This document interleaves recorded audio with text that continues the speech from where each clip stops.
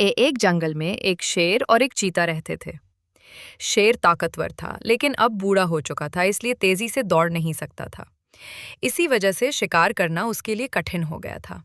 दूसरी ओर चीता तेज और ताकतवर था, लेकिन वो शेर से डरता था। फिर भी वो शेर से दोस्ती बनाए रखता था, क्योंकि शेर जंगल का राजा होता है।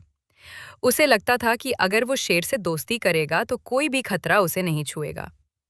एक बार कई दिनों तक उन्हें कोई शिकार नहीं मिला। दोनों भूख से परेशान हो गए थे। एक दिन उन्होंने जंगल में एक छोटे हिरन के बच्चे को पत्ते खाते देखा। चीता बोला, मैं इस बच्चे को चुपचाप पकड़ लूंगा। तुम दूर से देखना और ध्यान रखना कि वो भाग न जाए। शेर ने सहमति दी और दूर खड़ा रहा। चीते ने तेजी से झपट्टा मारा और हिरन के बच्चे को मार डाला। लेकिन हिरन का बच्चा बहुत छोटा था, जिससे सिर्फ एक को ही पेट भर सकता था। अब शुरू हुई बहस।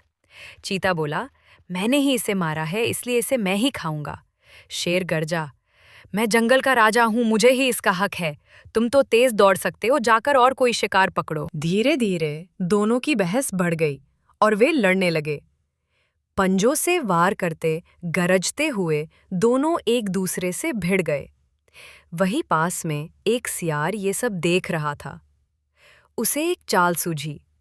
वो चुपचाप छिपकर बैठ गया और मौका ढूंढता रहा। शेर और चीता लड़ते लड़ते थककर गिर पड़े और हिलने की ताकत भी नहीं रही। तभी सियार आया, मौके का फायदा उठाया और हिरन के बच्चे को उठाकर भाग गया।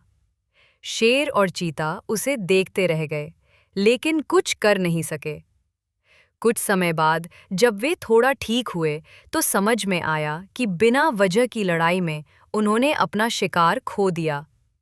तब उन्होंने सोचा, हमें आपस में नहीं लड़ना चाहिए था। अगर हम मिलकर रहते तो ये नुकसान नहीं होता।